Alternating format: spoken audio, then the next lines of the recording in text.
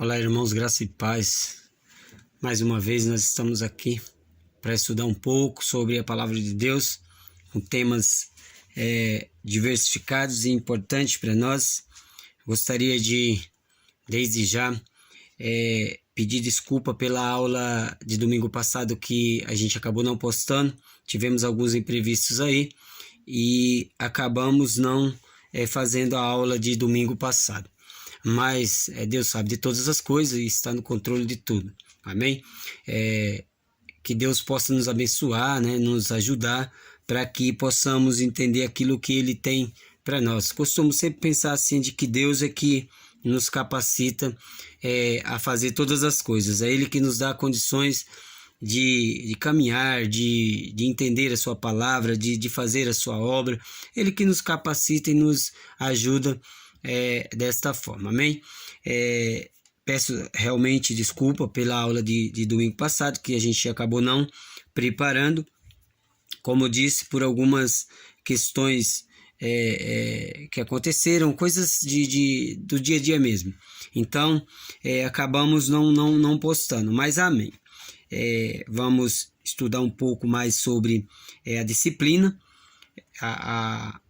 A primeira aula foi postada 2 domingos atrás, falamos um pouco da disciplina e agora vamos dar continuidade nessa aula, né, que é marca 7, né, da disciplina. Então, nós estamos estudando sobre marcas de uma igreja saudável e a aula de hoje vai falar sobre disciplina, que é lição 9, marca 7. Gostaria de ler um texto bíblico com os irmãos para que nós tivéssemos base nesse texto, porque ele é de extrema importância para que nós possamos tomar algumas atitudes. Ele nos traz lições importantes para a nossa vida como cristão e principalmente quando se trata de disciplina, amém? Vou fazer uma oração, pedir para que Deus nos ilumine. Pai, em nome de Jesus eu quero te glorificar e te exaltar. Quero engrandecer o teu nome e te glorificar por mais essa oportunidade, por mais esse dia, que o Senhor nos agracie com a tua graça, com a tua misericórdia, com o teu perdão, que nós possamos, ó Deus, assim entender a tua palavra, conforme o Senhor, Pai, nos orienta, conforme a tua vontade, não a nossa vontade. Em nome de Jesus, faça sempre a tua vontade, ó Deus, eu te peço. Não a nossa vontade, que seja feita a tua vontade sempre, ó Deus, para a honra e glória e louvor do teu nome. Amém. Irmãos, como eu estava dizendo, vamos ler o capítulo 13 de 1 Coríntios, para que nós possamos se basear um pouco nesse capítulo e entender sobre o assunto que nós vamos estar falando, que é uma segunda parte da disciplina. Amém? Capítulo 13 de 1 Coríntios diz assim: ainda que eu fale as línguas dos homens e dos anjos, se não tiver amor, serei como o bronze que soa ou como o símbolo que retine. Ainda que eu tenha o dom de profetizar e conheça todos os mistérios e toda a ciência, ainda que eu tenha tamanha fé a ponto de transportar montes, se não tiver amor, nada serei. E ainda que eu distribua todos os meus bens entre os pobres, e ainda que entregue o meu próprio corpo para ser queimado, se não tiver amor, nada disso me aproveitará. O amor é paciente e é benigno. O amor não arde em ciúme, não se afana, não se ensoberbece, não se conduz inconvenientemente, não procura os seus interesses, não exaspera, não se ressente o mal, não se alegra com a injustiça, mas regozija-se com a verdade. Tudo sofre, tudo crê, tudo espera e tudo suporta. O amor jamais acaba, mas havendo profecia, desaparecerão. Havendo línguas, cessarão. Havendo ciência, passará. Porque em parte conhecemos e em parte profetizamos. Quando, porém, vier o que é perfeito, então o que é em parte será aniquilado. Quando eu era menino, falava como menino, e ensinava como menino, pensava como menino. Quando cheguei a ser homem, desisti das coisas próprias de menino, porque agora vemos como em espelho, obscuramente, e então veremos face a face. Agora conheço em parte, então conhecereis como também sou conhecido. Agora, pois, permanecem a fé, a esperança e o amor. Esses três, porém o amor deste é o maior. Amém? Então, baseado nesse texto, nós vamos estudar um pouquinho sobre essa segunda parte da disciplina. Eu mesmo falei sobre a primeira parte da disciplina, né? Que é sobre o pecado, e a igreja ela é responsável para fazer essa parte da disciplina. A igreja ela é responsável com a autoridade divina, Deus o deixou, a igreja, com essa finalidade também, com essa responsabilidade para que o corpo de Cristo possa ser bem ajustado, né? E que haja ordem e decência no corpo de Cristo. Então a igreja ela tem a autoridade, né, de Deus para fazer essa parte de corrigir os seus membros para que haja ordem e decência e um corpo santo e saudável, porque só participa da santidade de Deus aquele que também tem santidade na sua vida, e o corpo de Cristo outrora tem que viver em santidade. Amém? O que o segundo ponto aqui da revista fala? Eu vou ler aqui. De forma ampla, disciplina eclesiástica é tudo o que a igreja faz para corrigir o pecado em sua vida. Na pregação, no discipulado, nos aconselhamentos e etc.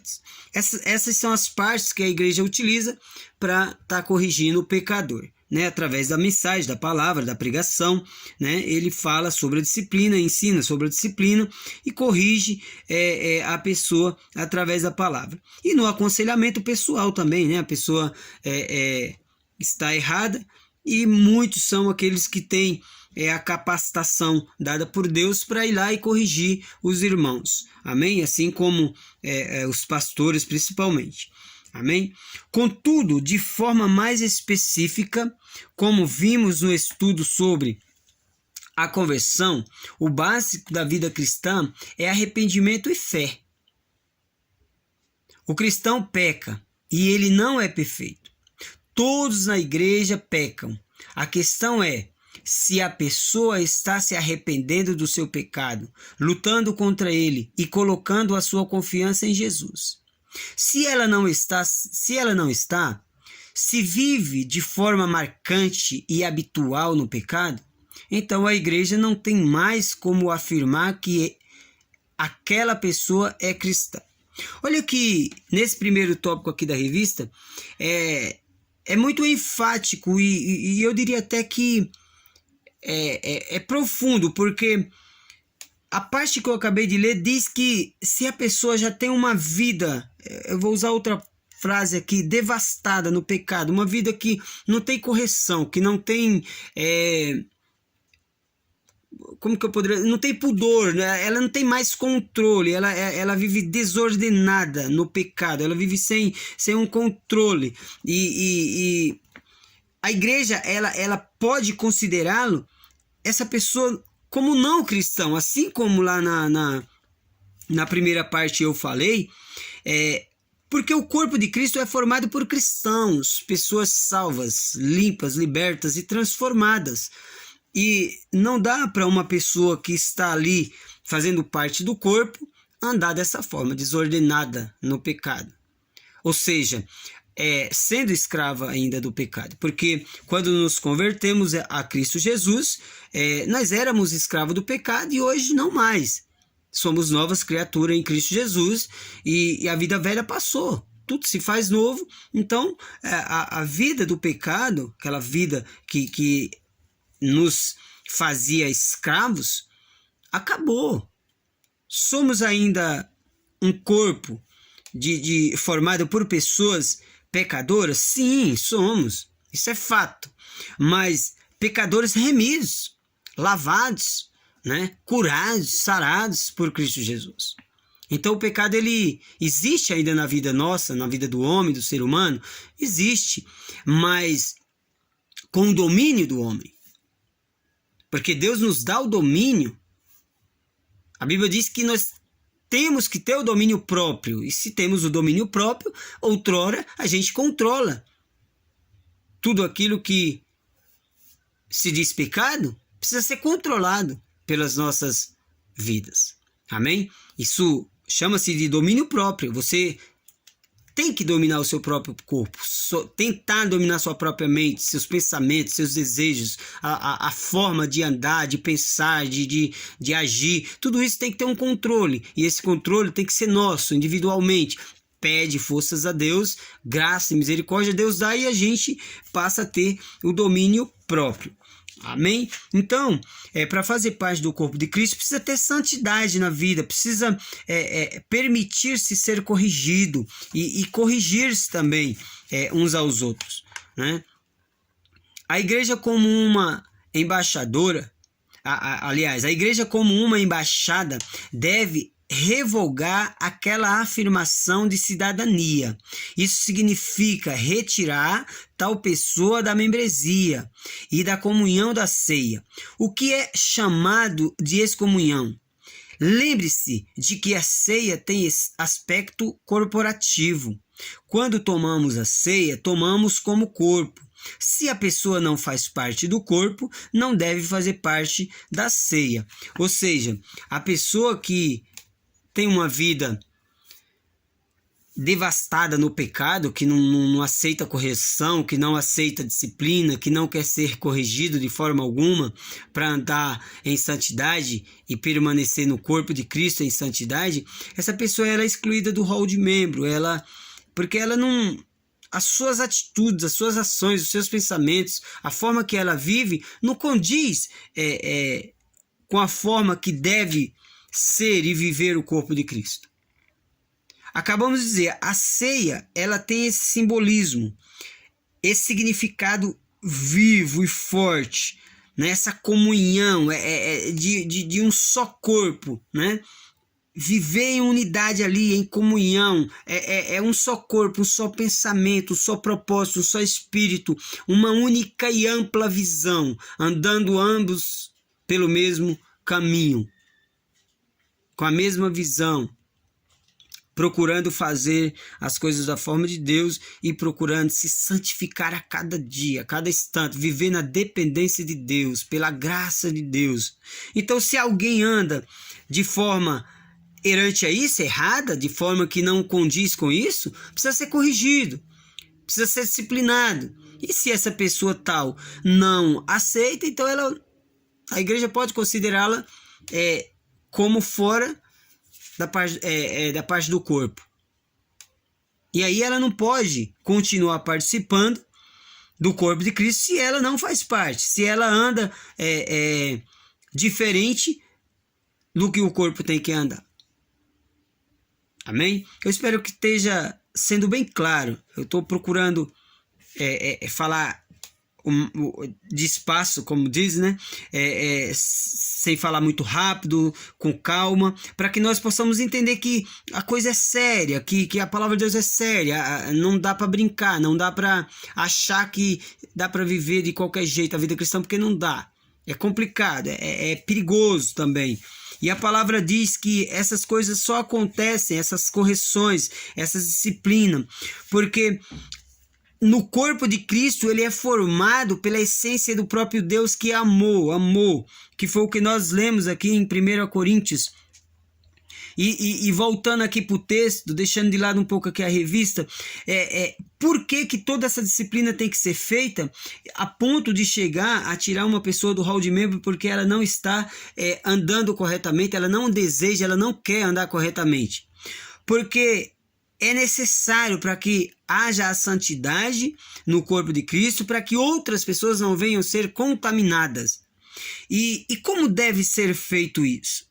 É aí onde entra o texto. O texto diz: ainda que eu fale as línguas dos homens e dos anjos, se não tiver amor, serei como o bronze que soa, ou como o símbolo que retine.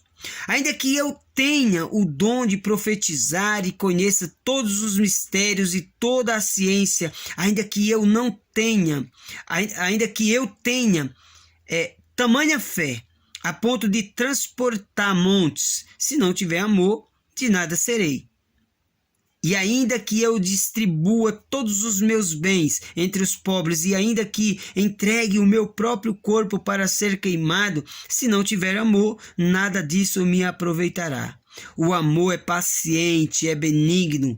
O amor não arde em ciúmes, não se ufana, não se ensoberbece, não se conduz inconvenientemente, não procura os seus interesses, não se espera, não se ressente do mal. Não se alegra com a injustiça, mas se regozija com a verdade. Tudo sofre, tudo crê, tudo espera e tudo suporta. O amor jamais acaba. Aqui nós vemos claramente um ponto para que possa ser usado e tratar aquela pessoa que anda fora dos contextos da santidade de Deus. Nada se faz na obra de Deus, na casa de Deus, nas coisas de Deus, sem o amor. Olha, irmãos, se temos que ter em nós alguma coisa, por misericórdia de Deus, por graça de Deus, se temos que ter de fato em nós, que seja amor. Porque o amor, não só porque ele cobre multidões de pecado, é fato de que a gente tem que até tomar cuidado com esse versículo que diz que o amor, que aonde abundou o pecado, superabundou a graça, e graça é amor também, né? Então, não adianta a gente achar que, poxa, vamos sair por aí pecando de tudo quanto é jeito, fazendo as coisas do jeito que a gente imagina que pode fazer, do jeito que eu quero, a vida é minha, eu faço o que eu quero e tal, e as pessoas vão me perdoar porque o amor é maior e tal. Não é por aí que as coisas acontecem. O amor, ele faz parte da correção. Quem ama, corrige. O pai corrige o filho porque o ama. Então, como deve acontecer esse tipo de correção, essa disciplina? Em amor, com cuidado, com dedicação, com responsabilidade, com respeito ao pecador. Então a gente tem que ter amor, porque a Bíblia é clara, nós acabamos de ler que se não houver amor, de nada vale. Olha, ele deixa claro que até o limite, ainda que eu dê a minha vida em resgate de alguém, ainda que eu morra por alguém, mas se não for por amor, se não for da forma certa, do método correto, não tem valor algum. Então, com amor, com respeito, com responsabilidade, a gente consegue. A gente consegue resgatar o pecador, a gente consegue corrigir o pecador do seu pecado e trazê-lo de volta para o convívio da santidade em Deus. Participar da santidade de Deus não é fácil, porque a vida exige, o mundo exige, as coisas em nossa volta exigem, e se nós não tivermos pulsos fortes, se não deixarmos realmente a palavra de Deus penetrar em nossos corações, fazer morada, mudar as nossas vidas, nossos pensamentos, transformar realmente os nossos corações, a nossa mente renovada em Cristo, se nós não permitirmos isso, nós vamos ser intragados, porque os dias não são fáceis. É complicado viver a vida cristã no mundo de hoje. Ele nos oprime. Tudo tenta contra nós. É uma opressão dia e noite contra a igreja de Cristo, mas nós vamos prevalecer, porque a palavra diz que as portas dos infernos, ou seja, que as portas do inferno não prevalecerá contra a igreja de Cristo. Então nós somos igreja de Cristo, corpo de Cristo, lavado e remido pelo sangue de Cristo Jesus. Nós vamos vencer sempre, mas para isso acontecer, precisamos ter discernimento que possa fazer acontecer em nossos corações, transformando-os, deixando ser transformado, permitindo que Deus faça a limpeza que é necessária dentro de nós. que nós possamos ter o entendimento de humildade, para que possamos aceitar a correção divina em nossas vidas. Para que possamos aceitar um conselho que venha de encontro aos nossos corações, nos orientando, nos corrigindo, para que nós possamos se tornar cidadãos, servos de Deus melhores, com mais qualidade.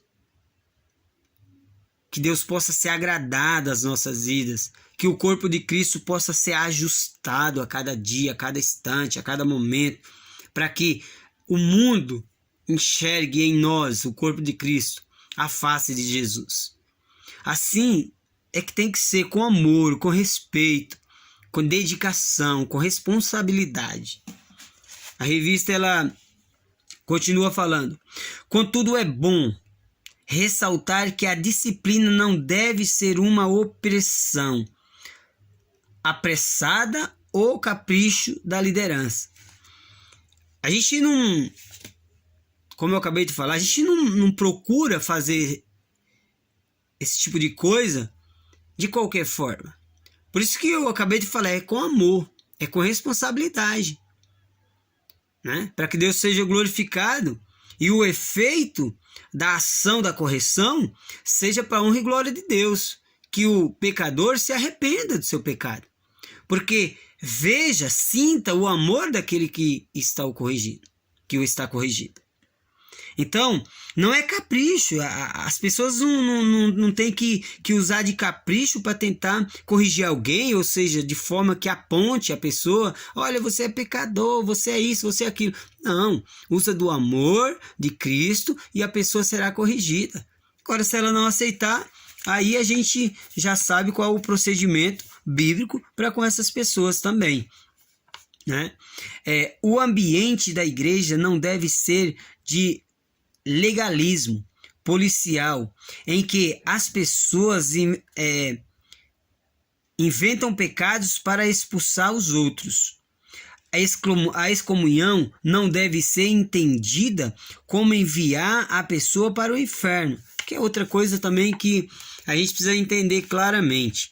O fato de uma pessoa estar ali dentro pecando e não aceitar a correção, e ela, por conta disso, ser excluída do hall de membro e não participar mais da ceia, porque a ceia significa corpo, e só pode participar aquele que está no corpo. Aquele que está fora do corpo, que não aceita a correção, não aceita a disciplina, ele está fora do corpo, ele não faz parte do corpo. Então, outrora, ele não pode estar participando da ceia, né? Porque a ceia significa o corpo de Cristo. Então, essa pessoa que está sendo disciplinada e não aceita a disciplina, a correção, e é tirada do hall de membro, do corpo ali, do hall de membro, isso não significa que ela está sendo lançada no inferno, até porque a salvação é individual. Aqui a gente está tratando de purificação do corpo, de limpeza do corpo, tratando o corpo para que ele se mantenha ajustado, de forma que Cristo seja glorificado. É só isso. E a pessoa precisa entender isso. Agora, que o perigo é grande para essa pessoa que está saindo fora, sendo lançada fora do corpo de Cristo, do hall de membro ali, porque ela vai viver sozinha. Se ela já está sendo dominada pelo pecado, ela ali junto com o corpo, com pessoas que possam ajudar, que possam disciplinar, que possam corrigir, possam andar com ela, estender a mão, e ela não está querendo, imagina ela sozinha. Presa fácil para Satanás estragar. E aí, só Deus sabe o que pode acontecer com ela, porque nós não podemos julgar. Mas que se torna pior a condição dela, isso é verdade. Isso é fato.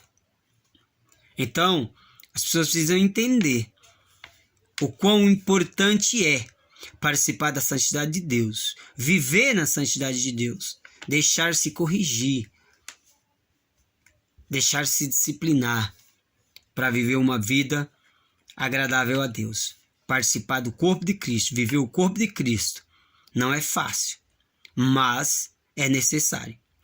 O juízo final pertence a Deus. Nosso trabalho hoje é de proclamação. Nós alertamos, rogamos, suplicamos que as pessoas se reconciliem com Deus. Esse é o alvo. Devemos buscar uma disciplina compassiva. Então, é isso que eu acabei de dizer. Com amor, a gente busca orientar, a gente busca disciplinar, a gente busca corrigir, conforme a palavra de Deus, com amor. Se a pessoa aceitar, amém. Se ela não aceitar, então é ela que é responsável pelos seus atos. É ela que determina o que ela quer para a vida dela. Quer andar em santidade com o corpo de Cristo? Amém. Quer permanecer no corpo de Cristo para a glória e honra do nosso Salvador Jesus? Amém. Não quer, não aceita disciplina, não aceita correção? Amém também. Nós não vamos obrigar, nós não podemos, não devemos obrigar, porque não é por opressão, não é oprimindo as pessoas, não é obrigando as pessoas que a gente vai conseguir ajudá-la. Mas é esclarecendo-as, deixando-as esclarecidas do que diz a palavra de Deus, do que Deus pensa a despeito do pecado e do pecador, do que Deus pensa a despeito de como é, do que Deus quer como seja o seu corpo. Deus quer que o seu corpo seja bem ajustado, limpo, puro, santificado. E é assim que tem que ser. Por isso que há a necessidade da correção, da disciplina na igreja. Amém? O amor é paciente. Temos que ter paciência. Não podemos tomar atitudes desesperadas, com pressa.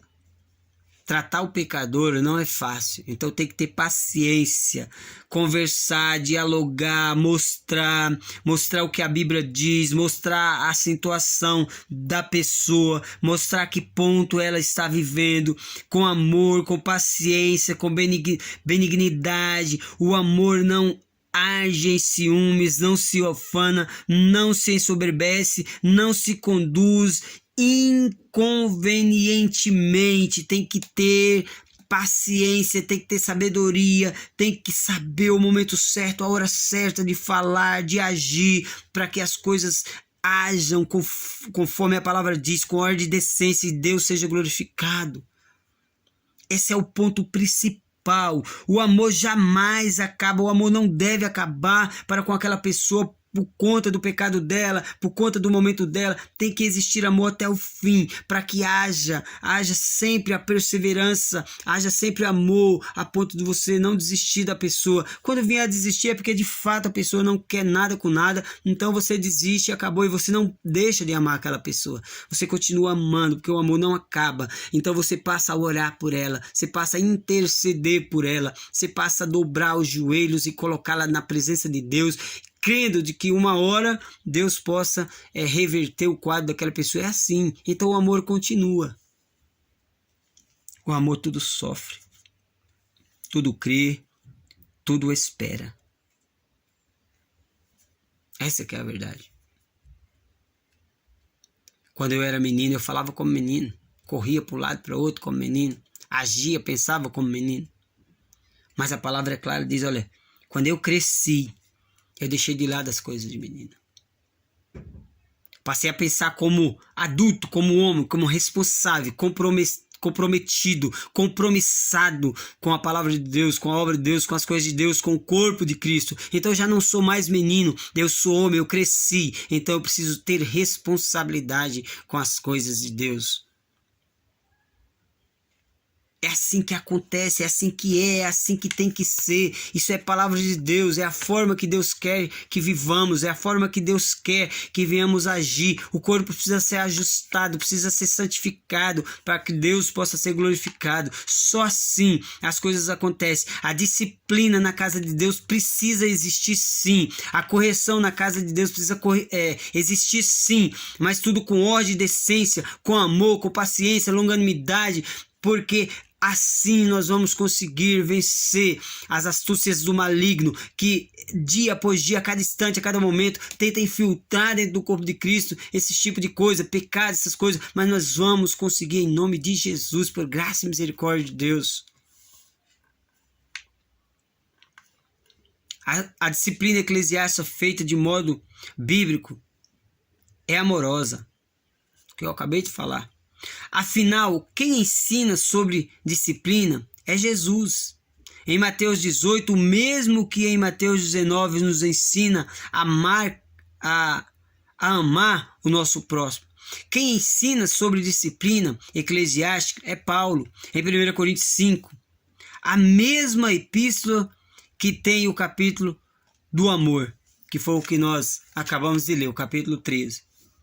Porque a disciplina ela precisa ter amor, ela precisa ter esse sentido, essa percepção do pecador. Ela precisa sentir, ela precisa perceber que quem está corrigindo com amor, com carinho, com dedicação. Não é um acusador, alguém apontando. Mas se ela percebe que é alguém que o ama, que o considera e está ali em nome de Jesus para ajudar, ela vai se deixar corrigir, isso é fato.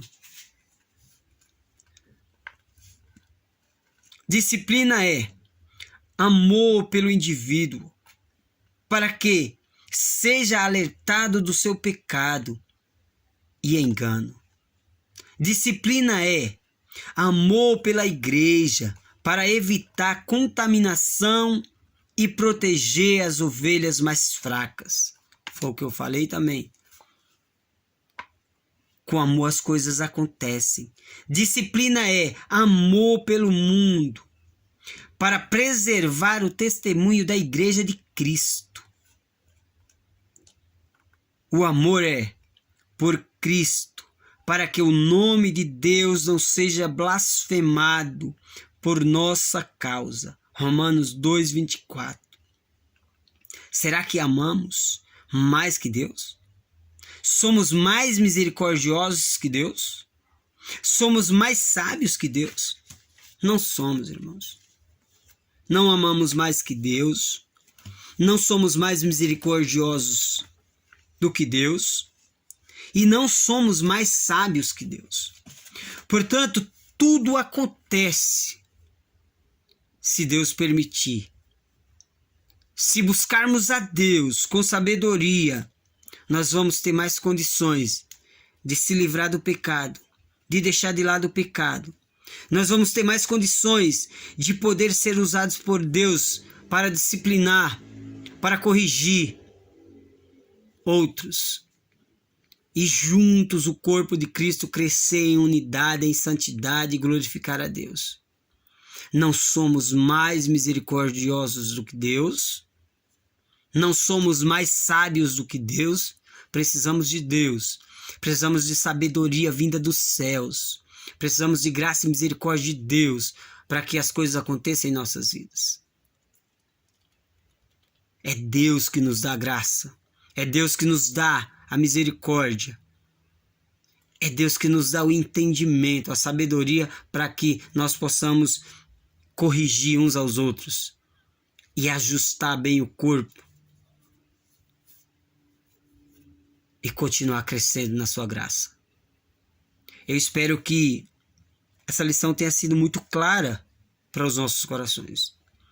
Que nós possamos entender a realidade da vida cristã, do corpo de Cristo. E a realidade é: existe o pecado,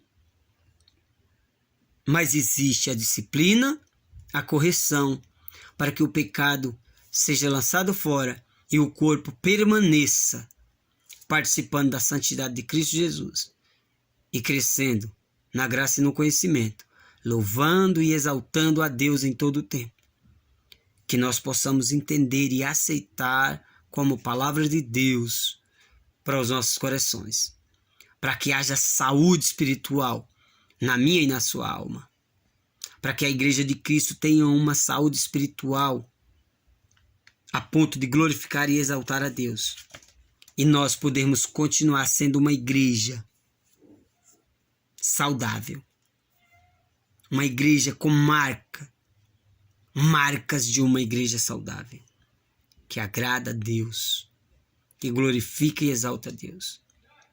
Que Deus nos abençoe, irmãos, que Deus nos dê a graça de viver até que Cristo venha assim, participando da sua santidade sendo pecador ainda? Sim, mas permitindo corrigir-se e ser corrigido, para que haja disciplina, para que haja ordem, decência na casa de Deus, no corpo de Cristo, para que esse corpo seja bem ajustado e Deus seja glorificado. Amém? Que Deus nos abençoe e nos dê graça para que possamos viver assim até que Ele volte. Deus abençoe a sua vida, Deus abençoe a minha vida, Deus abençoe seu lar, sua família, Deus nos abençoe, em nome de Jesus. Amém.